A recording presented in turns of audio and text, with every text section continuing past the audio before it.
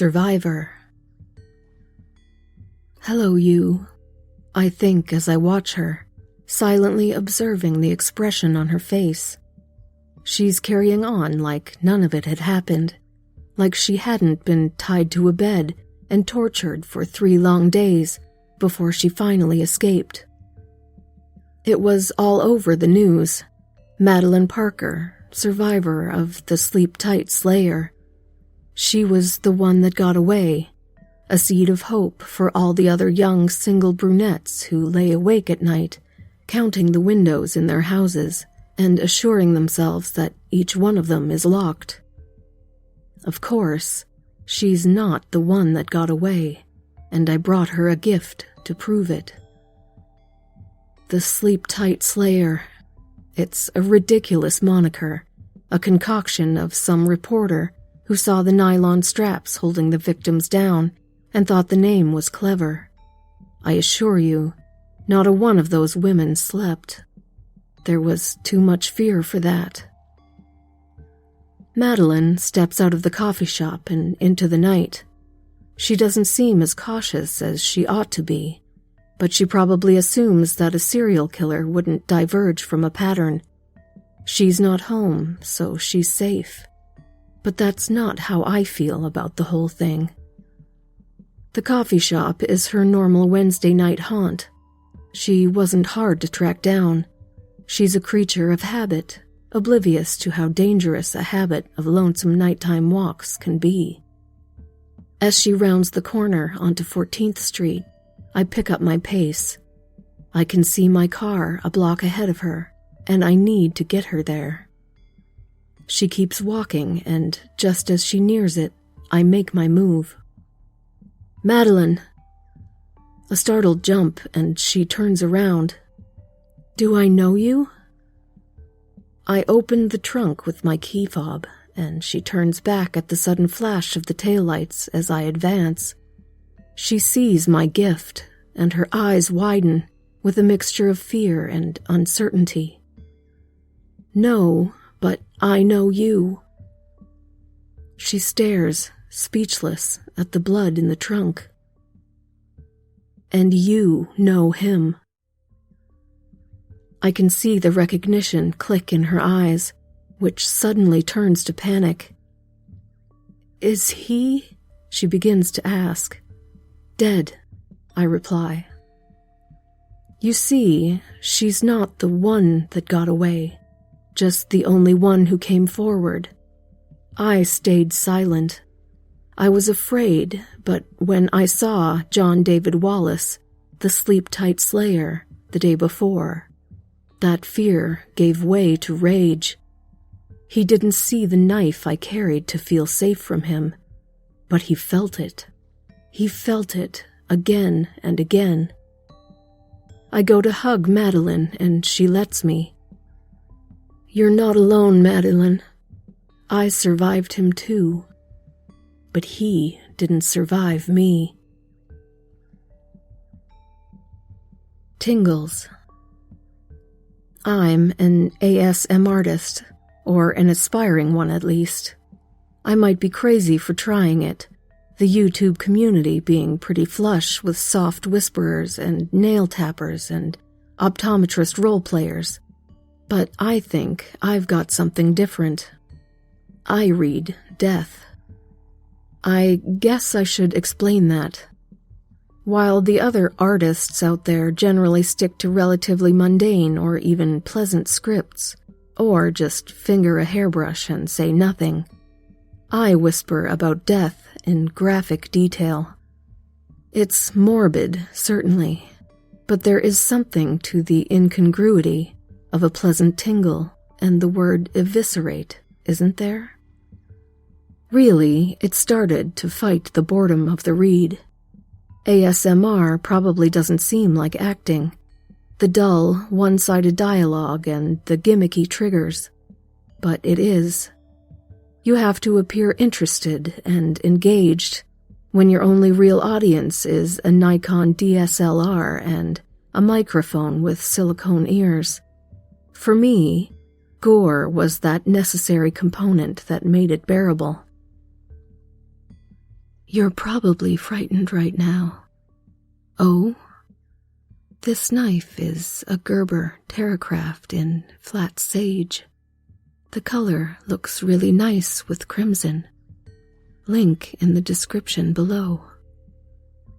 Yeah, I plug, but an artist has to make a living, and my Patreon hasn't quite taken off yet. Let's just start here at your navel and work our way up to the sternum. There we go, right along the linea alba. Does it hurt? Yeah, I bet it does. Your eyes are widening and your face has gone white as a sheet. That's shock. Your small intestine doesn't belong on the outside, and your body knows it. My performance takes a lot of anatomical research to really sell it. I have to know my way around pain terminology, nociceptor pathways, referred pain, visceral pain. There was a learning curve at first. Oh, so sleepy. That's okay. This is an EpiPen. I tap my nails on the plastic cylinder, still a sucker for some of the tropes. It's an epinephrine auto-injection device, a vasopressor, and welcome back.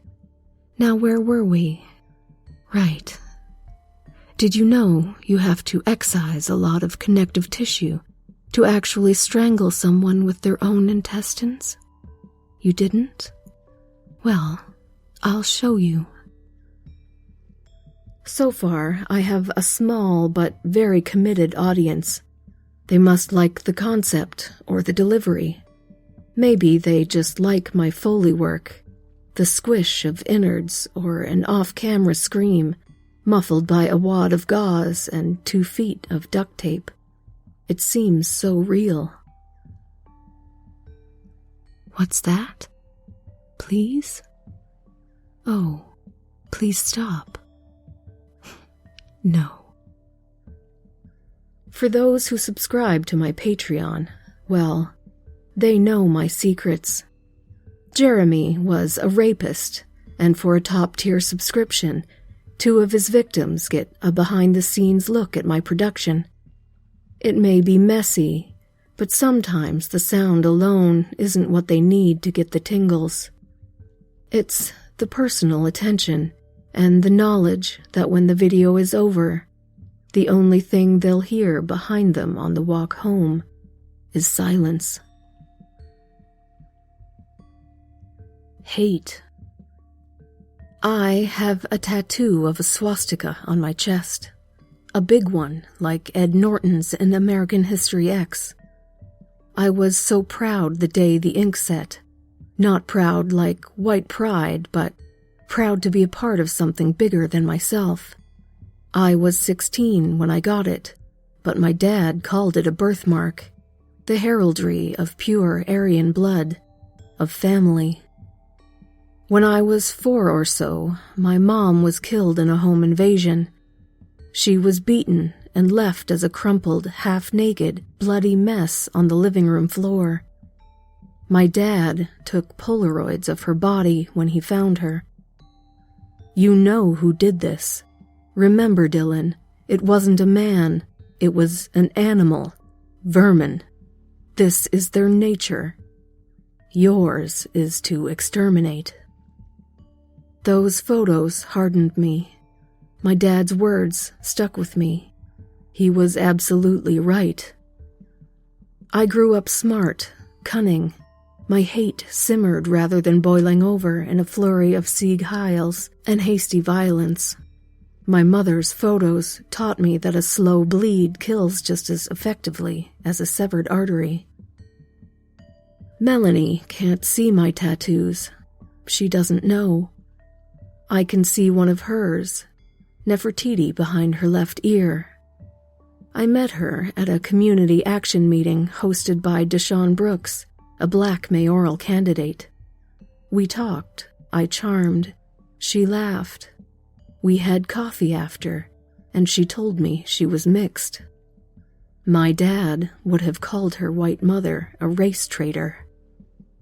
3 months and 4 meetings later, and we're in my car, driving. "Babe, where are we going?" "Babe, I'll remember that when the blood begins to flow. Just stay here, I'll be right back." A few minutes later, and I walked back to my car. My fists are bruised and my shirt is bloody. She sees it immediately. I see fear. "Babe, what?" I sigh, a knot in my stomach untightening. I made this city safer. Deshaun Brooks had said that he wanted change. My dad, on the other hand, was steadfast. He was violent. He beat me as a kid, and he beat his girlfriends. But Kylie and Jessica had been victims of burglaries just like my mom. Their deaths seeded hate, and I tended the bloody crop, until I met Melanie. She showed me my dad's vermin, and I saw people. And she taught me things like the vast majority of white women are killed by white men like my dad, and the vast majority of white men are killed by white men too, men like me. As my dad gurgled blood, I told him about Melanie, and he called me a race traitor. Better that than a traitor to the human race. In spite of his rhetoric, he never made me into an exterminator, but with his violent hands, he sculpted his executioner. Melanie didn't stay with me after she saw what I did, what I was, but her words did, her love did. Now I hate a little less. Subsidence of Solitude. Daddy was digging a basement when Mommy died. Excavating is the word. He wanted a place for himself where he could run away from me. Now, I wasn't a bother to him. I was small and quiet as could be. He wanted to run away because he didn't want me, because he thought I would eventually rob him of his ease. Daddy excavated the side of the hill that runs from the back of our house up to the front. He built a buttress of pine beams. He rented equipment. He cleared the earth away by day and drank the toil away by night. He did it all alone. Mommy was alone too. She had me, but the man she had fallen in love with was not the man who excavated. She had loved a kind man, a gentle man, but Daddy was neither now. She cried without him, and I felt her pain tighten around me like a tourniquet. My first memory of Mommy's face was one of fear and confusion. I remembered her lullabies before then, her sweet voice, her touch. But in that first memory, her face was flush, teary, veins bulging in her neck below as her anger boiled. Daddy had hit her. He was drunk, his hands black with soil. Mommy's hands were red with blood. The day Mommy died, I heard her arguing with Daddy in the hollow underneath the house. I heard her scream, and then I heard nothing. A week passed before I heard her again, singing sweetly from below. Daddy had buried her in the basement, his lost cause, a tomb for the love that was hers. He returned to the house upstairs, alone. But in the quiet, I cried to remind him of what he'd done. Daddy had hit Mommy in the belly, my home, before her bloody hands and teary eyes shaped an indelible image in my mind. I lingered in the upstairs hall after the day I died.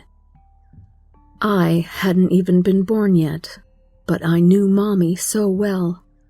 I tugged at her skirt as she passed through the hall. She'd stop and slump and cry, and I'd stay beside her so she wasn't alone.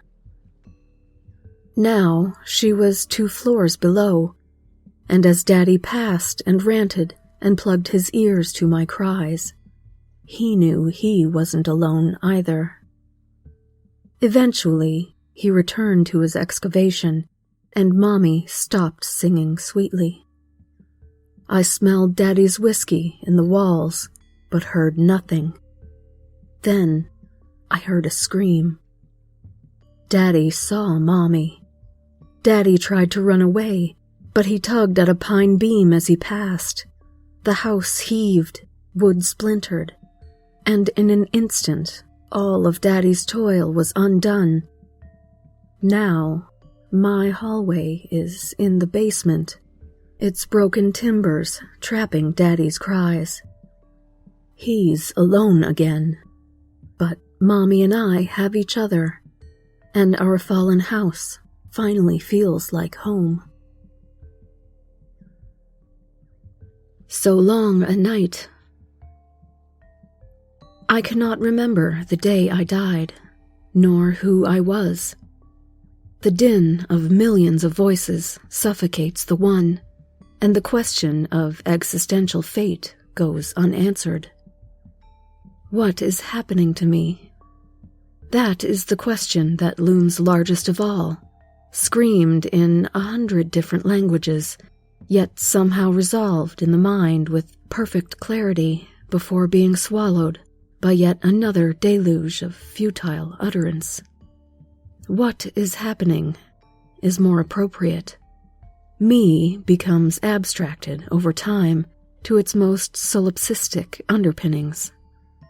Self is in the mind, a lingering sensory impulse that becomes inseparable from the frigid dark. I remember wondering once if this was hell.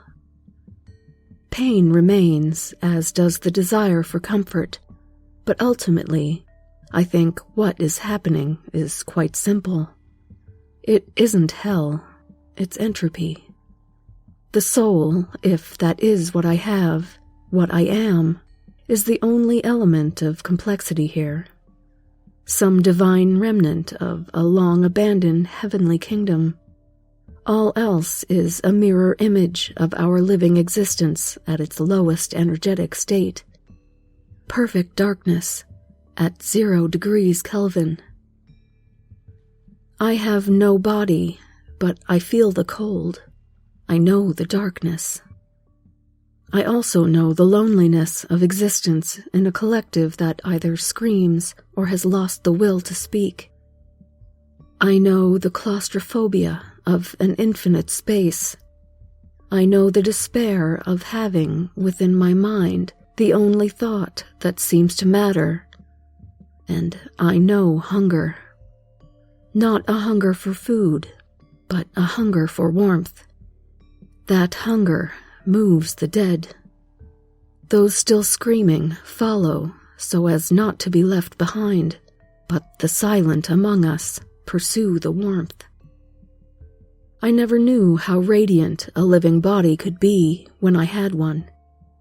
But now, against the void, the warmth of life feels like a pyre to dream upon. And so the dead swarm around the living, but there is a cost in staying too long. Anxiety, depression, psychosis. These are the litter we leave behind. The warmth becomes everything after a time. I know. I fell victim to that trap back when I had the will to scream. I bathed in that warmth, and in my greedy ablutions, I felt a life sour as I stole its comfort away. Perhaps this is hell.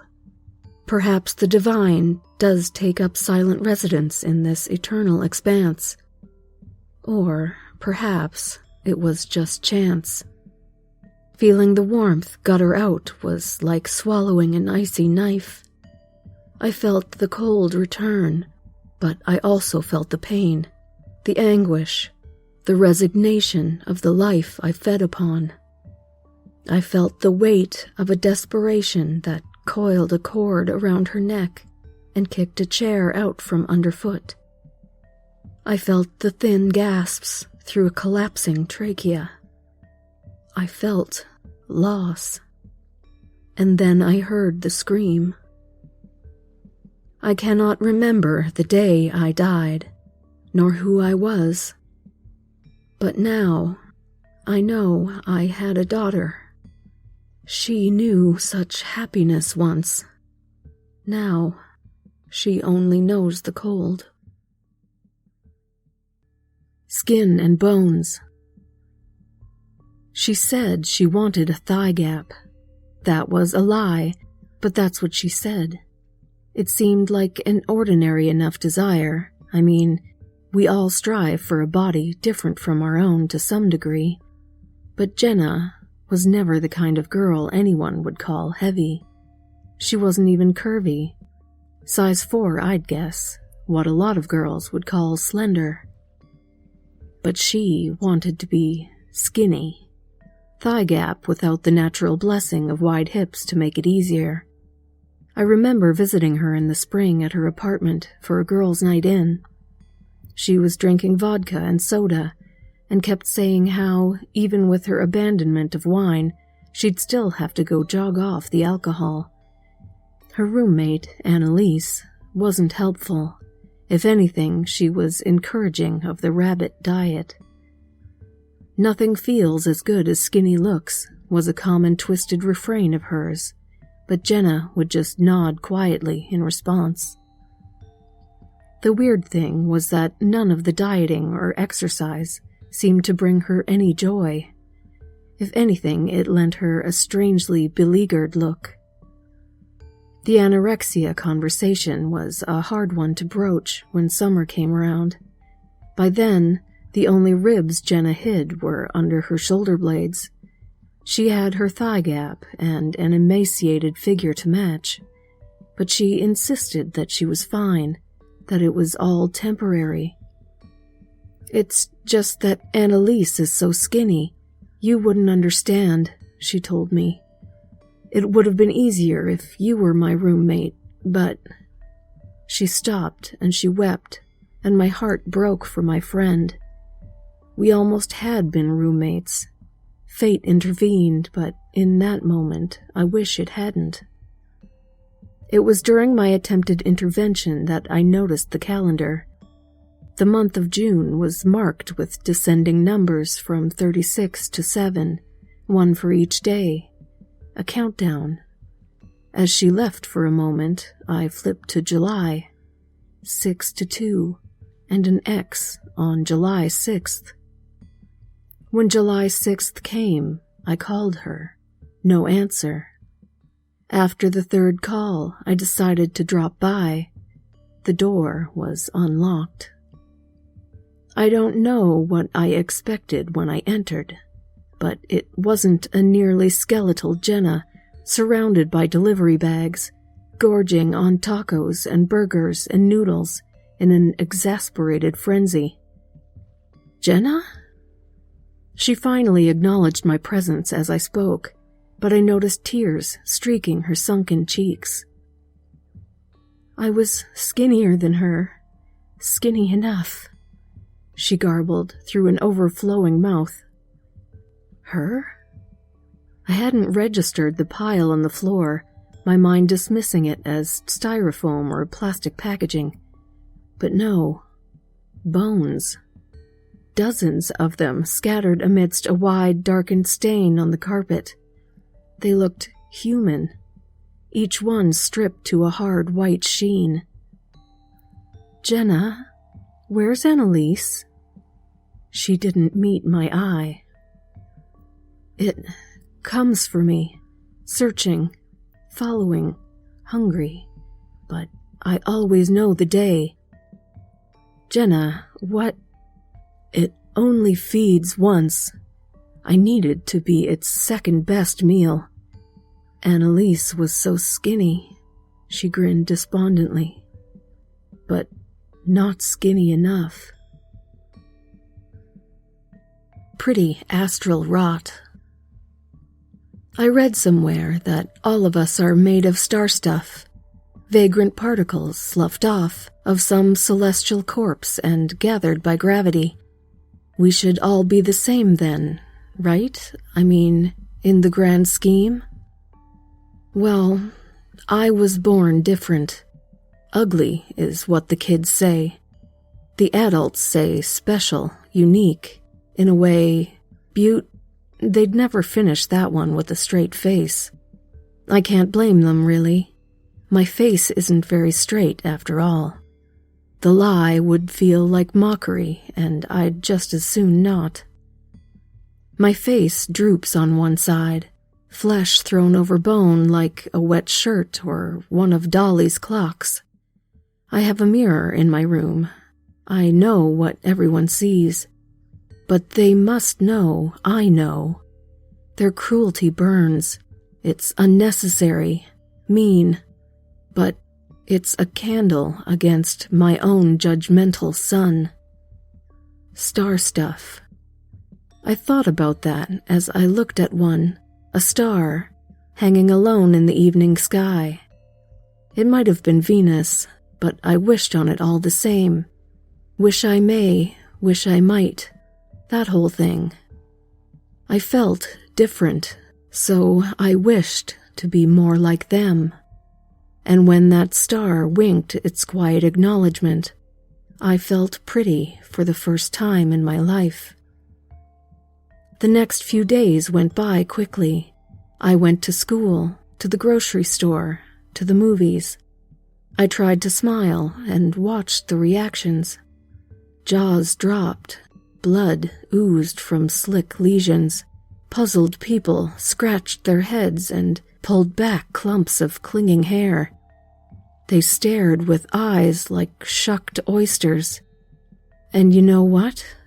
I felt fucking pretty. Now I don't hear ugly anymore. I don't hear innuendo. I hear the staticky cackle of my inner radiance on a Geiger counter I snatched up from a pawn shop. Feeling down but looking up, I had wished to be more like them. Not the people. They were terrible. The stars. But really, in the grand scheme, it's kind of all the same, isn't it? We're all star stuff. Just cosmic maggots in the pretty astral rot. Trash Bag Queen. Princess Anne Wiley was a former pageant queen with a face like a chewed dumpling. She was ugly when she won the pageants, too. Yeah, that's right, pageants, plural. I never did understand that. And I know what you're thinking. Maybe she was talented, inner beauty and all that. But that's a meander down a long road to nope. Back in '98, her talent was eating 3 hot dogs, one with relish, one with mustard, and one with ketchup. She got all 3 of those condiments on her sequined unitard, and as a din of whispers crept through the audience, the judges gave her a standing ovation. One of them even wept. She wasn't nice either. Temperament like a spring squall. She'd just sit there, boring as a burlap sack, and then something would set her off. She'd erupt into these wild outbursts, screaming and huffing. Our town's trash-baggy little darling. Can't say I was surprised to see her stopped by a trooper on the side of the road on my morning commute. She drove like Stevie Wonder's Seeing Eye Dog, and she was having an argument with that trooper. Her, wearing sweatpants and an airbrushed t-shirt with a big picture of Jonathan Taylor Thomas on it. The trooper, red-faced as a beet, and spitting as he yelled. Maybe it was her car, race-kitted Subaru with a spoiler like a freshman art project. She had a Harley Quinn skin on it too, with the words "bad bitch" across the door. That wrinkled some noses. Maybe it wrinkled the troopers. Anyway, I watched her gesturing with this ice cream cone in her hand. She was throwing pink spatter like Jackson Pollock. A few drops hit the trooper. He pulled off his sunglasses, shouted, and then she threw the ice cream on the ground. Splat. That little flourish drew my attention for a moment. Sad little waffle traffic cone. Only, next, the trooper starts screaming, not yelling, shrieking and holding his head. Princess Anne frowned. Then, poof, the trooper was gone. Princess Anne picked up that cone and bit it, and I stared at her with newfound terror. She had disappeared that cop. I knew she had. I couldn't believe it, but I knew it. 2 months later, it came out that the missing trooper, Arlo Stanstead, had pulled over a number of college girls who had disappeared too. They found chains in his basement, videos, and a bevy of foul implements. Blood. He was a bad man. I think Princess Anne knew it. Thing is, there were other disappearances in our town. People spoke of transients and Irish goodbyes. People spoke of new jobs in distant cities. What people didn't speak about was the folks that disappeared. Princess Anne is ugly. She's mean. But in our town, she stands alone in that regard. I wonder now if she is the way she is because she consumes the nastiness that we don't want around us. Inner beauty in all its ugly depths. Our savior, our trash bag queen.